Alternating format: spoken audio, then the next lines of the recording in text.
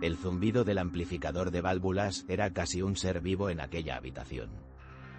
Un murmullo bajo y cálido, como la respiración de un animal dormido. Tenía los auriculares puestos, unos armatostes pesados de baquelita y cuero que me aislaban del mundo, y escuchaba la voz de un hombre muerto. Era mi trabajo de verano, allá por 1978. Un trabajo extraño, sí. Digitalizar el legado sonoro de un tal Elías Varela, un hombre del que solo conocía su voz grabada en cientos de cintas de bobina abierta. Su sobrino, un tipo nervioso y con prisa por deshacerse de todo, me había contratado. Me pagaba bien, y solo me puso una condición, una sola regla, mientras señalaba la máquina con un dedo tembloroso. Cuando la cinta termine, sonará un pitido agudo. Apaga la grabación en ese instante. No escuches más allá del pitido final. Nunca. La curiosidad, verás, es una puerta que solo se abre en una dirección. Te pregunto, si estuvieras en mi lugar, con la voz de un fantasma susurrándote al oído durante 8 horas al día, ¿qué habrías hecho tú? El estudio de Elías Varela era el santuario de un hombre solitario. Ocupaba el antiguo desván de su casa, un caserón a las afueras de la ciudad. El sobrino me dio una llave y me dijo que podía ir y venir a mi antojo, siempre que no toquéis nada más que el equipo de audio. El aire olía a polvo, a papel viejo y a la leve fragancia metálica de los componentes electrónicos. Las paredes estaban forradas de estanterías que se doblaban bajo el peso de los libros, y en el centro, como un altar, estaba la mesa con el magnetófono Revox, el amplificador y una maraña de cables que yo, con mis 20 años y mi afición por la electrónica, aprendí a manejar en un par de días. Mi tarea era simple: reproducir cada cinta, grabar la salida en un sistema más moderno de casetes, lo más avanzado que teníamos entonces, y etiquetar todo con cuidado. Las primeras semanas fueron de una monotonía casi hipnótica. La voz de Elías era grave, pausada, culta. Leía en voz alta fragmentos de sus libros favoritos. Describía con un detalle minucioso los pájaros que visitaban su jardín. Grababa el sonido de la lluvia contra el ventanal o el crepitar de la leña en su chimenea. Había cintas enteras dedicadas a sus reflexiones sobre filosofía, sobre música clásica, sobre el paso del tiempo. Era como escuchar el diario íntimo de un hombre que había decidido convertir su vida en una biblioteca de sonidos. Me acostumbré a su presencia fantasmal, a sus carraspeos, a la forma en que sorbía el té, al leve siseo que producía la cinta al girar. A veces, mientras escuchaba, me quedaba mirando por la única ventana del desván, que daba a un jardín descuidado y salvaje. Imaginaba a aquel hombre, Elías, sentado allí abajo, bajo el viejo roble, con su micrófono, capturando el murmullo del viento entre las hojas. Parecía un hombre apacible, un alma sensible que había encontrado en la soledad su forma de compañía. Y siempre, al final de cada cinta, sonaba el pitido. Un tono puro, de 1000 hercios, que duraba exactamente 3 segundos. Y yo, obediente, detenía la grabación, rebobinaba, y guardaba la cinta en su caja. Nunca me picó la curiosidad. Al fin y al cabo, ¿qué podía haber después de un final?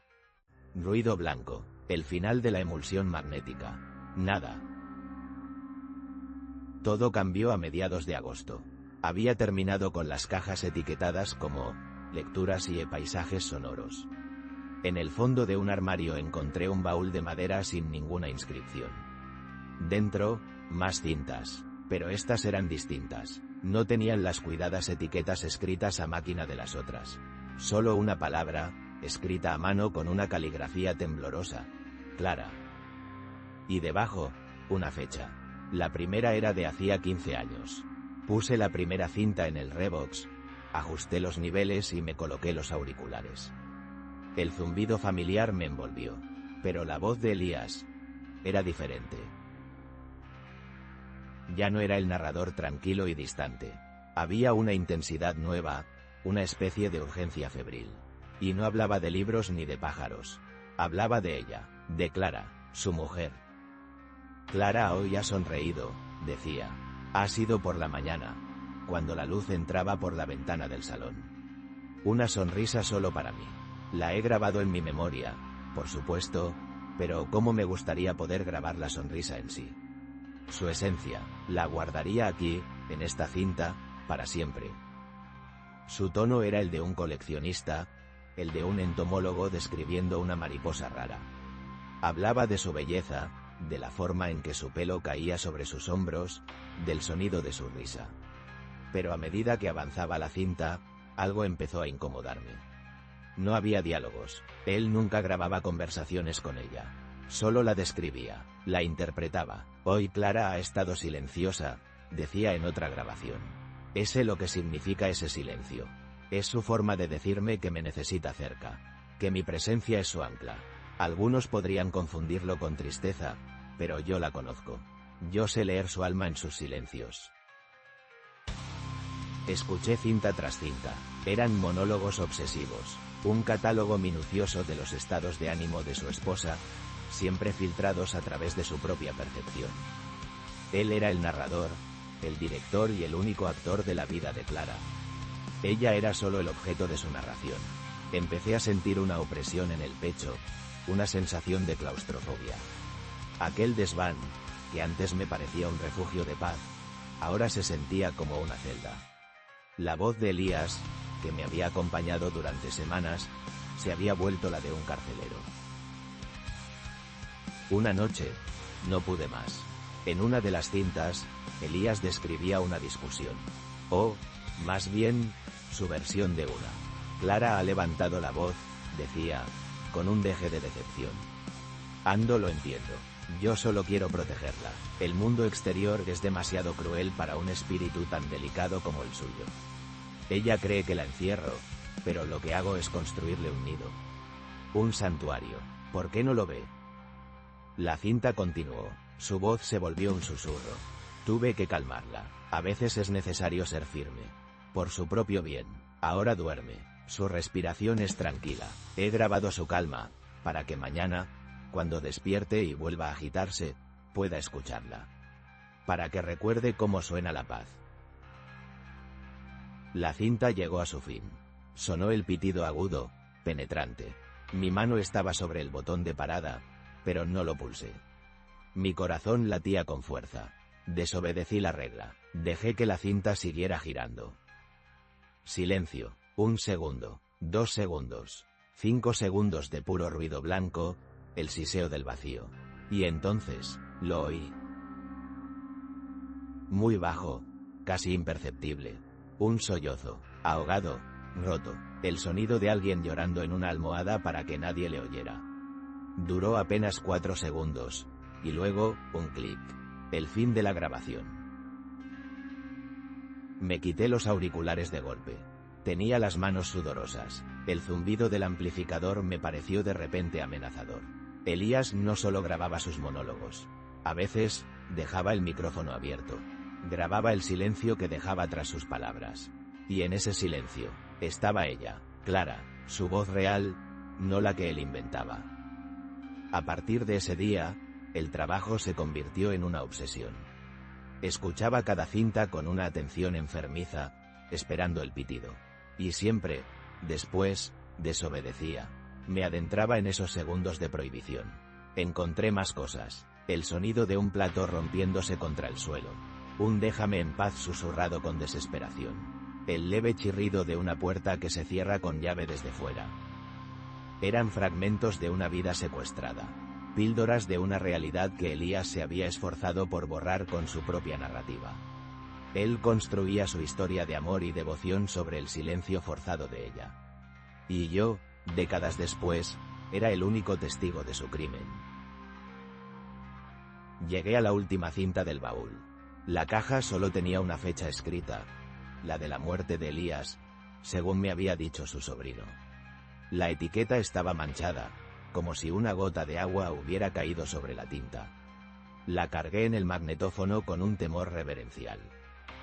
La voz de Elías era apenas un estertor, débil, quebrada por la enfermedad. Mi boy, Clara, susurraba. Mi cuerpo se rinde, pero no te preocupes, mi amor. He tomado medidas. Nuestro amor, lo que hemos construido, no morirá conmigo. Lo he preservado todo. Aquí, en estas cintas, nuestra historia quedará registrada para siempre. Nadie podrá mancharla. Nadie podrá reescribirla. Siguió hablando durante casi una hora. Un delirio febril sobre la eternidad, sobre el arte, sobre cómo su amor era una obra perfecta que ahora estaba completa. Te dejo en silencio. Mi amor, dijo al final. Es el regalo más puro que puedo darte. Un silencio eterno, solo para nosotros. Entonces, su voz se apagó. Hubo una pausa, y sonó el pitido, el último pitido. Me quedé inmóvil. El sudor me corría por la espalda. Sabía que no debía, sabía que lo que iba a escuchar no era para mí. Pero era el final, tenía que saberlo. Dejé que la cinta siguiera corriendo más allá del umbral. El siseo del silencio. 1 segundo, 5 segundos, 10 segundos. No había nada, solo el ruido de la cinta vacía. Pensé que eso era todo. Que su último regalo había sido, en efecto, el silencio. Estaba a punto de detener la máquina, decepcionado y aliviado a la vez. Y entonces, lo escuché. No era un sollozo, no era una palabra, era un sonido que geló la sangre en mis venas. Un sonido rítmico, débil pero persistente. Un arañazo. Un arañazo lento y metódico, como el de una uña contra madera, desde muy lejos, o desde muy cerca, como si viniera del interior de un armario, o de debajo del suelo. Scratch. Pausa. Scratch. Pausa. Scratch. Alguien, o algo, estaba en la misma habitación que Elías mientras grababa su monólogo final. Y estaba intentando hacer ruido, intentando dejar una última marca en la cinta, un último grito de auxilio en un lenguaje sin voz. El sonido continuó, monótono, desesperado, durante casi 1 minuto, hasta que la cinta se acabó con un chasquido seco. Arranqué los auriculares de mi cabeza y los lancé sobre la mesa. Salí de aquel desván sin mirar atrás. Bajé las escaleras de 2 en 2 y corrí fuera de la casa, hacia el aire fresco de la noche, jadeando como si hubiera escapado de un ahogamiento. Nunca volví. Llamé al sobrino al día siguiente. Le dije que no podía continuar, que el trabajo era demasiado deprimente. Me pagó lo acordado sin hacer preguntas, casi con alivio. Nunca supe qué fue de Clara. En los periódicos de la época solo se mencionaba el fallecimiento de Elías Varela, el erudito solitario. A ella ni se la nombraba. Desapareció, se convirtió en el silencio que él siempre quiso que fuera. Pero a veces, por la noche, cuando todo está en calma y el único sonido es el de mi propia respiración, me parece oírlo. Ese arañazo débil y rítmico. Y comprendo que el verdadero horror no siempre está en el ruido. A veces, está en lo que una persona es capaz de hacer para crear un silencio a su medida. Desde aquel día, cada vez que alguien guarda un secreto en silencio, no puedo evitar preguntarme qué es lo que realmente están encerrando.